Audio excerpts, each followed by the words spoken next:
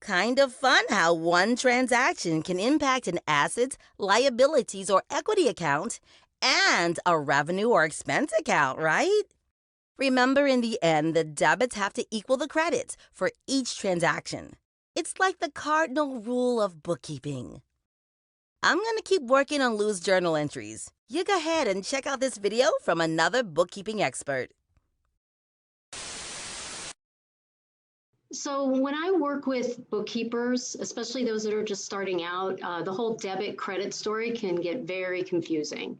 And early in my career, nobody really told me how to handle that. You know, what's a debit, what's a credit? I learned on the job, didn't go to a bookkeeping academy or anything. So what I did is I realized one day that when I enter a check or an expense, which is most of what you're doing, I mean, that's the majority of the work you're in, I just remembered one day that an expense is a debit. So when I enter a check, I know that the bank account's the credit account and the expense is the debit account. So it was just a way for me to just lock that in. So I know if the expense side is a debit, the bank is a credit. So if it's a loan payment, the money coming out of the bank is the credit, so you're debiting the loan. And I just kind of work my way through it in that way.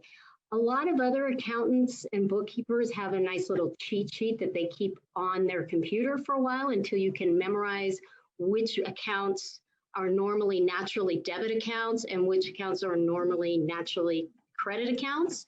And we do have a worksheet for you to help you with that. I just want to make you really comfortable because I've done mentor work with accountants, CPAs, and believe it or not, even people at the CPA level still don't have this memorized or completely locked because they're not necessarily doing books every day.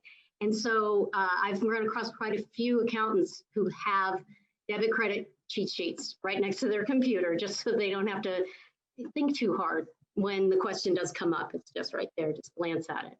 So my cheat is debits, expenses or debits. That's a good starting point. And then, you know, use the cheat sheet from there. Aha! I see you thinking like a bookkeeper. You learned a lot. You know how to. Oh, nice. Is this my financial statement? Oh, no, mister.